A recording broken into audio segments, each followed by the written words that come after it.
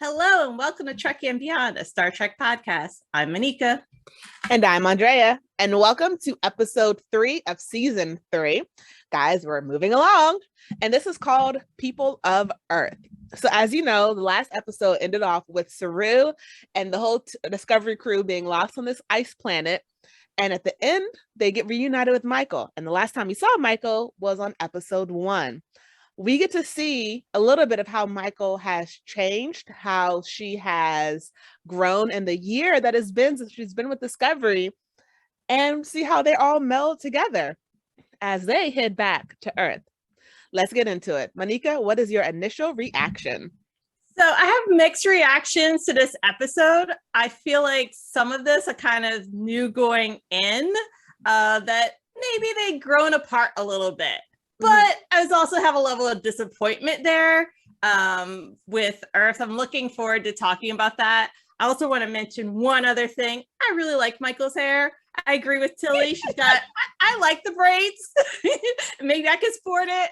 I think she's carrying it. So I don't know. Last week you didn't like her hair so much. Because it was a bad wig. Not the style, the wig. It's much better than a previous one. What about you? What did you think about this episode? I liked this episode. It really did unlock some things, but also Earth, you're acting very American and I need you to stop. Let's go ahead and just jump into this episode. So the first part of it, after Michael sort of has her initial talk with Discovery, she goes and we see like a recap of how she spent her year just she became a courier. She is working to get more information on what's going on with Starfleet. She received a message from someone from 12 years ago, or she's located a message. We see in a time lapse as her hair starts growing and growing and growing, which those wigs were good. I liked those wigs. And we got to see a little bit of her life with and without Booker, because there were sometimes she was with him and there were sometimes that she wasn't with him. And we get to see, good, I think. Which is good, because you don't want to rely on one person the entire time, because then it becomes too much of a crutch. What did you think of her mirage of time?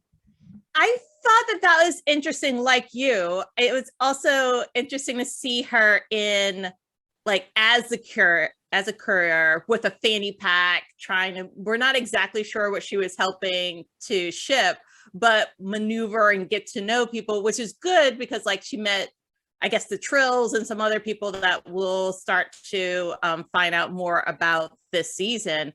I think it's important for her character, for Michael, to explore what this time is like outside of Book's perspective, because maybe Book could be a little biased. And she needs to learn this on her own, get to know the lay of the land, decide how she fits, how she wants to evolve. I agree with Giorgio later, like it's a lot different to have a lot more freedom, flexibility, no rules, which is completely opposite in Starfleet. And honestly, completely opposite of Michael. Michael was very structured, just in general. Even when we saw her growing up, she's always been a very structured person. She held herself to the standard that she had to be at. And so for a year, she didn't have to do that. So I think this was probably the first time in her adult life that she got to be a kid in the sense of she had no rules. Oh yeah, it might be her first time ever, because growing up on Vulcan, I'm sure Sharek and Amanda like didn't give her a lot of flexibility with like with these types of things as breaking rules. I mean, there are very few rules because there's few people enforcing anything in this, from what we could tell so far. We can tell that it's a broken sector, that all the sectors are not, it's because there's no long range sensors, and the fact that there's so little dilithium, people don't have connections like they used to, and they can't get to places. So it's a very isolated universe, almost like how it is for us now, because we think we're the only people in this universe. And I don't know if we are, because We don't have a way of reaching anyone further. So it's a very disconnected world that she's in, but she's finding herself in. So I thought that was sort of cute. Right. And back to the Wild Wild West thing. I mean, back in the day, during that time of venturing out west with the Oregon Trail and everything, there were no rules. Much later, there were sheriffs of different towns, but there was no overarching constitution that extended out there. And I feel like that's what we're starting to see, that there's no police, there's no ethics, there's no rules. What is it? I'm the law on these parts. So from last episode, and then I guess even from the last season, this episode sort of made me sort of realize it for the first time. I think why Saru has such a problem with Captain Georgiou. Not because she's from the Terran universe, or not just because, but because Georgiou was the first person to treat him like as something. Yeah. And so like this episode sort of like solidified home with the way that Georgiou was like had Michael's back completely through every decision that she made. So it must suck for Saru to be like, Michael still has a version of Georgiou and he doesn't. Because in Terran, Georgiou still had a relationship with Michael. Yeah. And Terran Georgiou sees him as food. And so on both Georgious, Michael gets like a mentor and Saru didn't get that mentor anymore.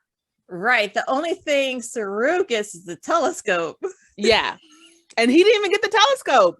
Michael gave that to him. Right, but he has it now. Yeah. So I just thought that was a very interesting. I don't know why. That's a really good point. Like it just finally hit me. It was like, I always wondered, like, okay, I get that she is, viewed him as food and now she's sort of respecting him. But I was like, I just couldn't understand why they still just could not get together. It was like, because in my mind, well, it hit me that Georgiou is still Michael's like mentor, regardless of the fact that they still bump heads on the decisions that they make. But Saru doesn't get that with her. Right. She views Saru as a lesser being. And she's now changing that thought process. Right. But like, I guess that must have been really hard. Oh yeah, this was a big test of Saru with this episode. I mean, there's been several tests for him, but really his leadership for the crew, reminding Detmer to like follow his orders, trusting Michael, even though he had no idea about her plan. To steal the dilithium and take it, and that's a big risk there. And then meanwhile, he's got the president of United Earth telling him to stand down, and he has Tyrion Georgiou yelling in his ear.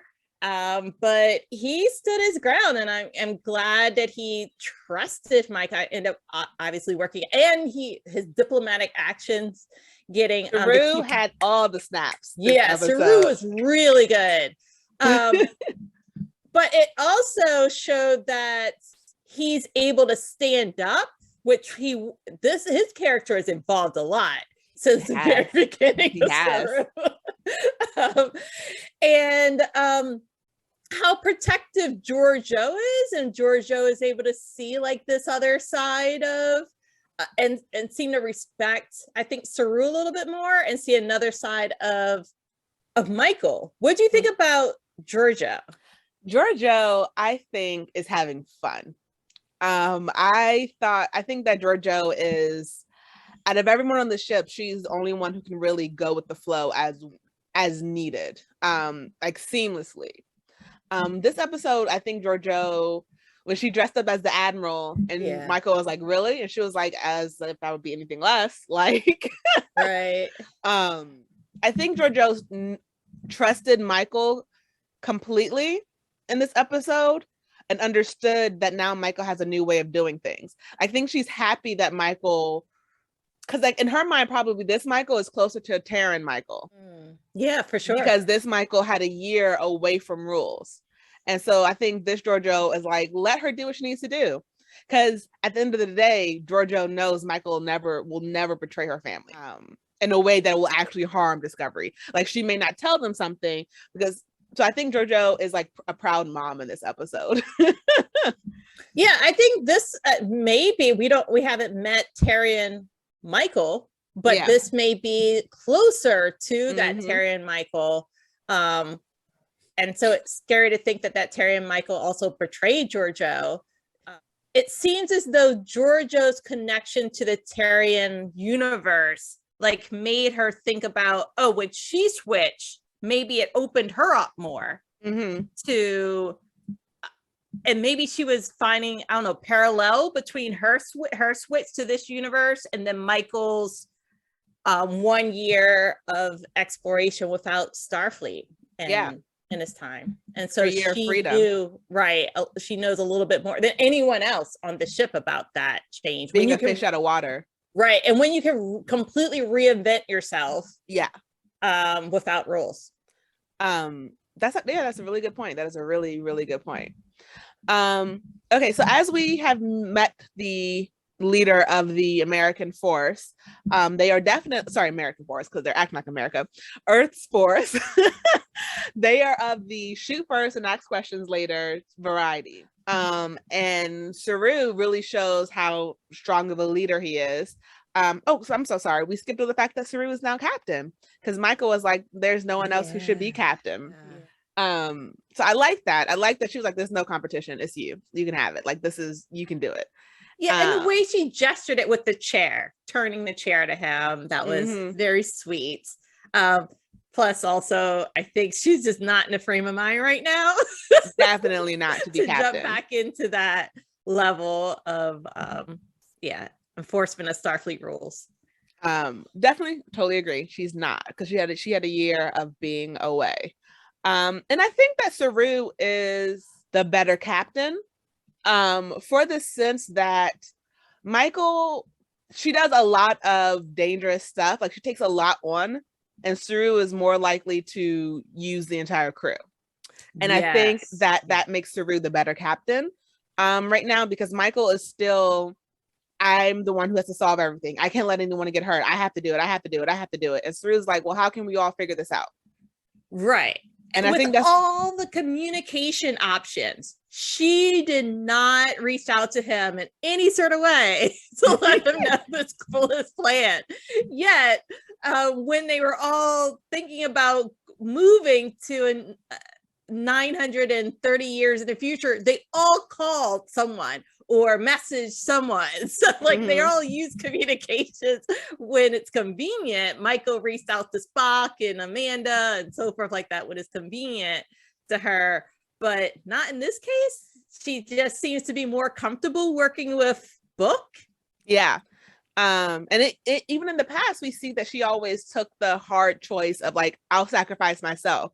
And I think that Discovery needs a captain who's going to not always be the lone wolf. And I think that right now, Michael is still lone wolf. So we see that Saru is a really good, he's a better negotiator. I will say that. Yeah. And so when all of the Earth's, I keep wanting to say American, when all of Earth's forces like just automatically like teleport on to their ship, I believe he honestly handles it so well with how they're asking questions, how they're basically going through their ship. And we meet this new character, this little 17-year-old little girl who is given as much as she is getting from Paul and Tilly. And I love that girl.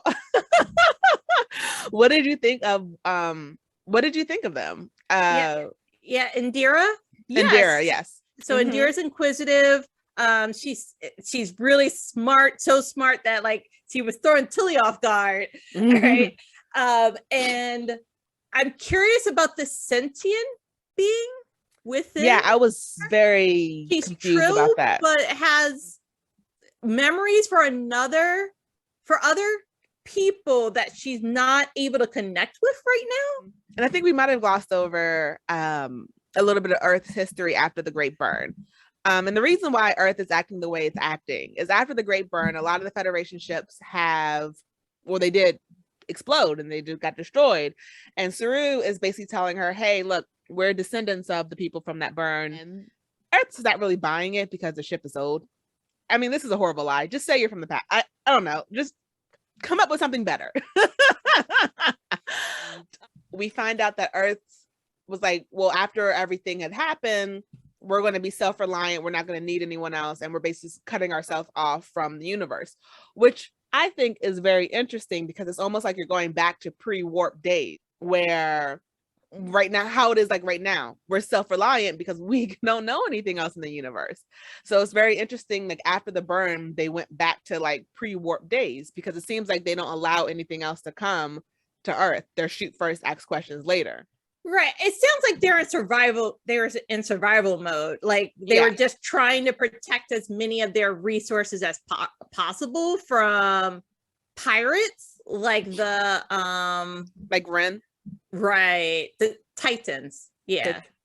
And well, they don't know there's Titans yet. They just know that it's Ren. They don't know that it's and to the end of the episode, they've asked when they find out is they're from Titan. They just think he's a pirate. Got it. But it's like it's just interesting to see how in building back up, they cut themselves off from like everyone because they say they were self-reliant. We only rely on ourselves. We don't because it seems like that force field attacks anyone who comes. And they kick Starfleet off of Earth because they're like, this is now your target. We can't, we can't risk anyone coming to Earth to fight you. So skedaddle. It's giving me America.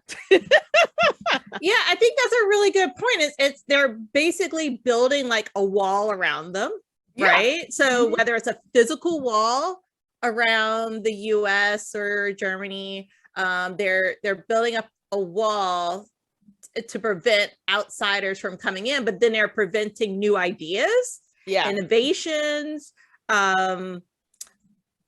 inclusion, which is different than what we like about about the Federation. Okay, guys, so we're now in the second half of this episode, and let's discuss a little bit of things that we may have forgotten because there's so many small but important aspects in this episode. And so one is Georgiou beams Booker aboard their ship before they jump to Earth, and she has a little bit of a mom moment with Booker, basically like, so you've been with my daughter for a year, huh? And definitely grills him. And I thought that was a really cute moment of Georgiou like having her like, have my daughter home by like 10 o'clock moment. Right.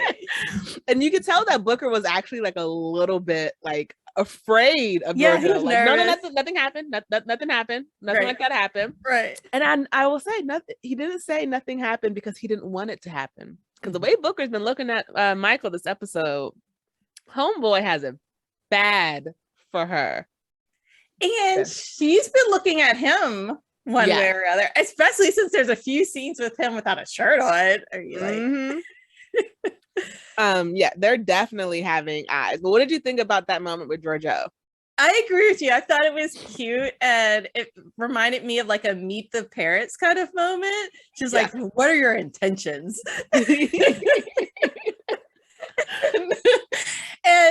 he presented it very nicely, like we're like partners and he has it, there's nothing gonna happen. Then he realizes like, I'm not talking about this with you. And I get the feeling that Michael told him how to set like some boundaries with Georgiou about what to say. It was just like, sometimes Georgiou brings out these qualities of showing that she's more like sensitive and like emotional, like than like some of the hard I don't know, fight aggressive Georgiou kind of moment. So it's nice to see this nurturing side of her, and especially because this is a new character that they're bringing into their safe space, into the ship, and they're sharing resources with him. They're sharing like, and one of their main leaders has been with them with Booker for a year, so it is good to figure out a little bit more, get to know him a little bit more, especially since you're sharing the lithium with him, and really letting their secrets out of the bag. Like, oh my goodness, now he sees and now he basically with this episode he saw the amount of dilithium that they have, and the fact that they also have a lot of weaknesses. Mm-hmm. It was endearing to see her act this way, and I guess she decided to bring Booker in instead of Tilly or Detmer. Like, and he was very so shocked to see this. Yeah, Yeah, because Booker was like, "You're not Detmer or Tilly, right. You're JoJo." Nope. Okay, nope. Michael warned me about you. So that was really funny because it's like the moment he realized, he's like, "Oh crap, you're not who I thought." Nope. Okay, nope. She told me about you. She told me about you. I'm prepared. Right. And the more I think about this episode too, the more I think, oh my goodness, now United Federation of Earth knows that they have a lot of dilithium. Booker knows this, and then possibly, and Wynn definitely knows that they have a lot of dilithium. So it's going to be hard to keep this a secret. Yeah. And we also learned that Earth has a supply of dilithium that they're not using. So Wynn is this pirate that's been attacking Earth. And we see that he comes up to Earth's defenses while Discovery is there. And while we know, and Discovery knows that they got there using the spore drive and not the warp drive and not using the lithium, Earth doesn't know this at that point, and neither does Wynn. And so Michael, because she's still in this, thought process of, I haven't been on the ship in a while, I'm not really Starfleet 100%, her and Booker go about this plan to basically fake out Ren, but she doesn't tell anyone on the ship what she's about to do. And so all the people in the ship know is that Booker's ship left the shuttle bay. It's no longer cloaked. It has all of the dilithium. And that's when Earth, like you said, Earth finds out, wait, you have dilithium? What's going on? And we see that it looks like she's about to portray Starfleet, the Discovery. And this is when Saru comes in. He's like, Burnham has never let us down before, and she's not about to let us down now. And so right before, I think it was Earth was about to fire on Booker's ship or a Wynn ship, he was like, put our ship between the two. And he's like, did I stutter? Did I stutter? This is why Saru gets all the snaps this episode. He's like, did I stutter? Put our ship between the two, because whatever Michael is doing, it is to aid us. And don't forget that. And we also see that Earth is like the Federation, the people from Earth, they are stranded on the ship. And she's quick to blame Saru. And Saru was like, why? Why would we do this? We didn't do this at all. Like, sit down, we'll figure it out. But we're Starfleet and we're not about to have this conversation, which is also another Saru. You get all the snaps in this episode because he's getting it finally. He's becoming, I think before he was captain, I guess he didn't want to fully give himself to the role. And then when they find Michael takes it back. But now, like, he's like, I'm captain of this ship. He's given his entire self to this role. And I am loving Captain Saru. He is really getting into it. But we see that Michael was able to trick Ren, and she brings him on board Discovery ship and was like, now you guys are going to have a conversation between Earth and Ren, because we're not going to let this pass, and we're Starfleet and we're going to figure this out by conversation like we do. And then Georgiou, being Georgiou, was like, y'all not talking fast enough. She basically gets the helmet off of Ren, and we find out that he's human. And Earth, the leader from Earth, is very, very, very shocked to find out that he's human. And to me, that was very American.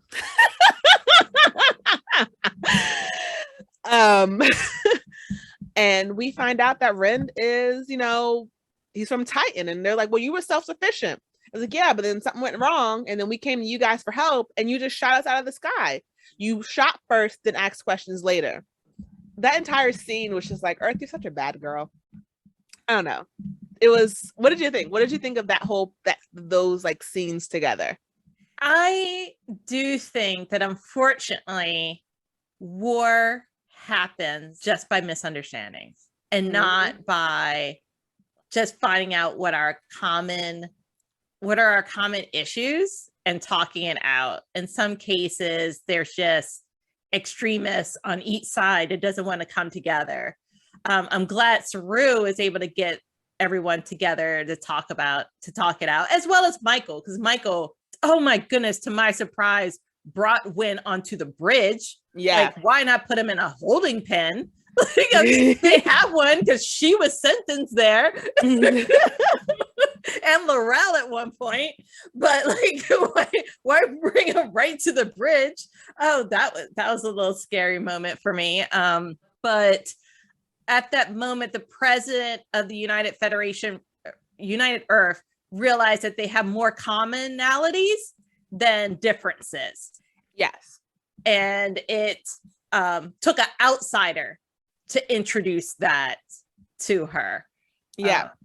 And made her realize that all of this was her fault, because, well, maybe not specifically her fault, but Earth's fault, because this was a colony from Earth and they came back for help, and like their first ship was, we need help, and instead you killed them. Right. It also makes you wonder how many other colonies are out there that are now forced to fend for themselves because Earth has separated themselves from the outsiders. And then also, no wonder other areas of not like are disconnected with the Federation.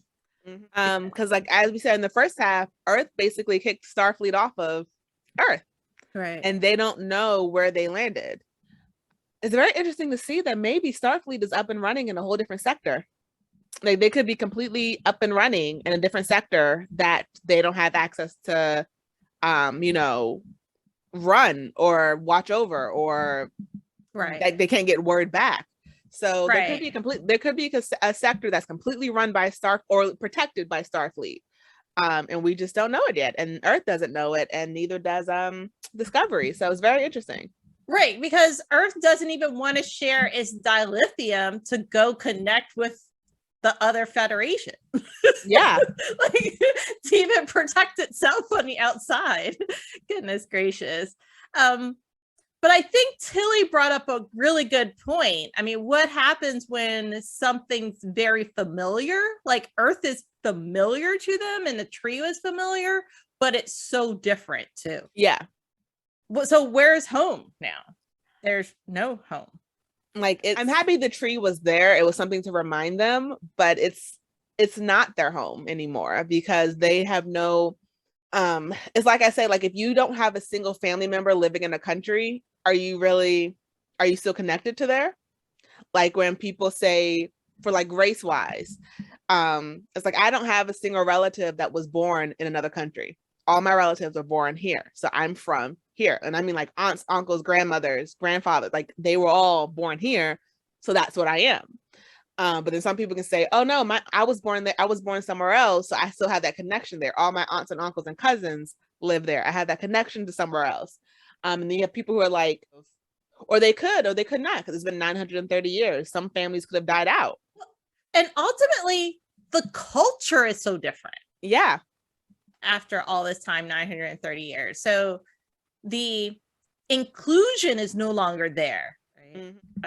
So I wanted to know, I would like to spend like more time on this United Earth. Are there alien races on this Earth? Are they still allowing Vulcans like into the academy? Are they like completely separate? Like, you're only humans? Like, how, like, have they like, well, Starfleet's no longer on Earth. So it would be very interesting to see, are there other beings besides humans on Earth? Because we don't know. We don't know anymore. So yeah, there's a lot that happens in this episode. And while I feel like it could have been enough for 2 episodes, I'm really happy they did do it in one. Because I would have liked them to expand on some more things, maybe get a chance to see a little bit more of Earth.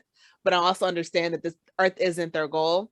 Right. Starfleet is their goal. So I can understand on both sides. I really did think Booker was going to stay.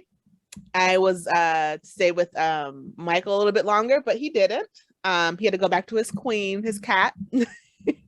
She gave him a fresh start in a new sector that he otherwise would have never had a chance to get to. So that's great for him. He doesn't really have any enemies here. And find new endangered species, right? Mm-hmm. I would have liked to see a full episode of Michael's as a carrier, like That's true. going. But I can also see how, like, in the past few months, we've been talking about we don't want the Michael Burnham show, right? So it's kind of also good that there wasn't. But I'm curious about that whole that year time that they just gave us, I don't know, 3 minutes glance at. I would like to see more of that, or maybe more journal entries or something. It would have, I think it's very interesting. They're keeping us on par with knowing what Discovery knows. The first episode, we knew just as much as Michael did about the future, which is like nothing. And then now we know just as much as what like Discovery crew knows, but Michael knows a lot more about the future.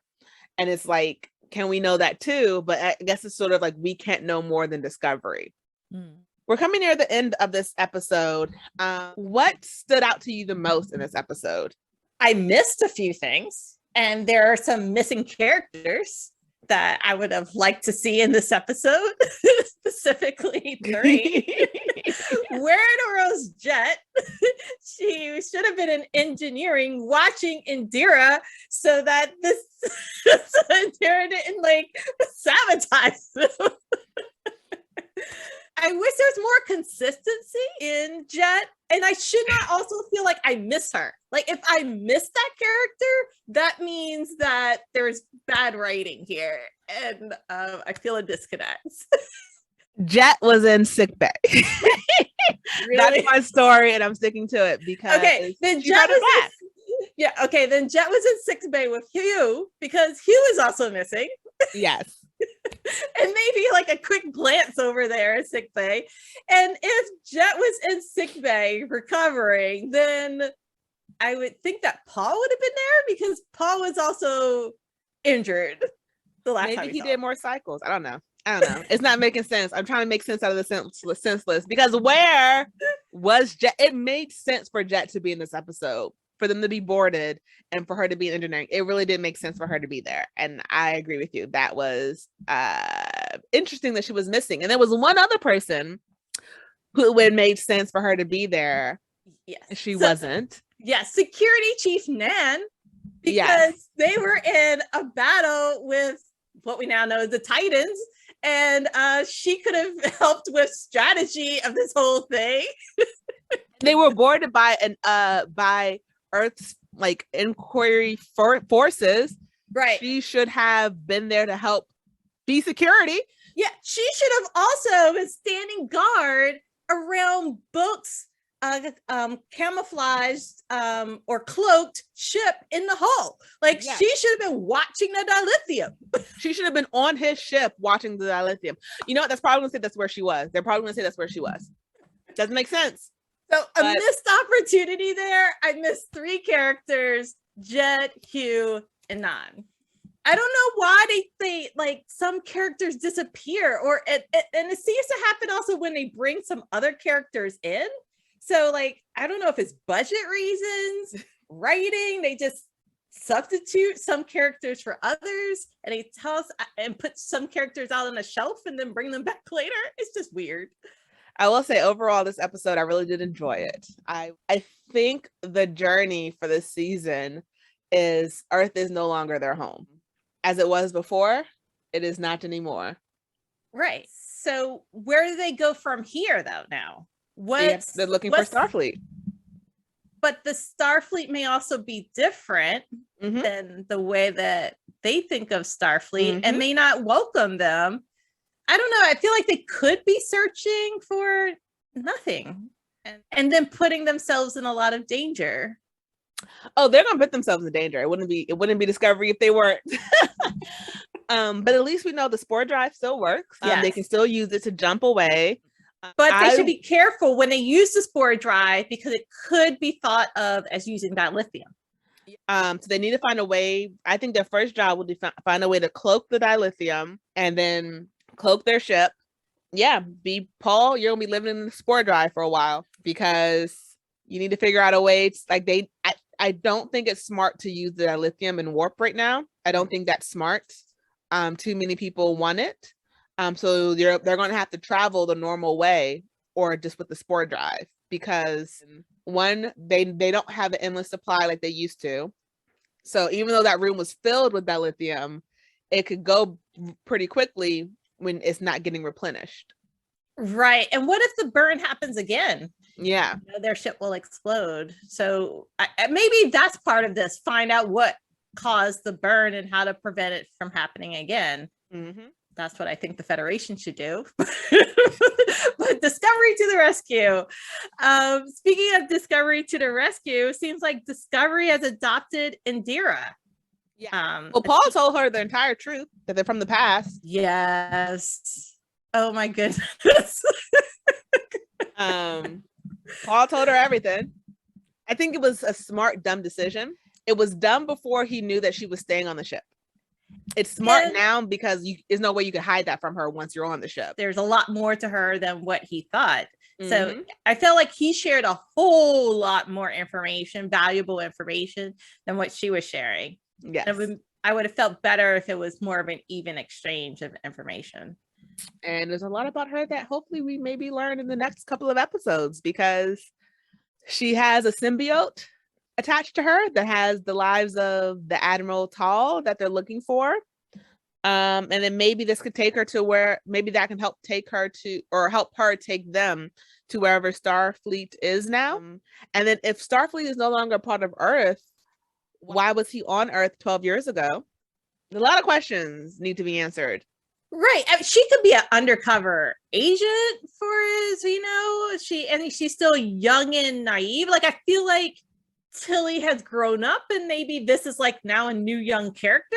I don't, there's something more here that we need to get to know. Why in the world they're bringing in someone from Earth into their ethos and taking them now on the rest, taking Indira on the rest of this mission. This is just strange. Very, very, very strange. So thank you for joining in and listening. And as always, I'm Andrea. I'm Anika. And live long and prosper.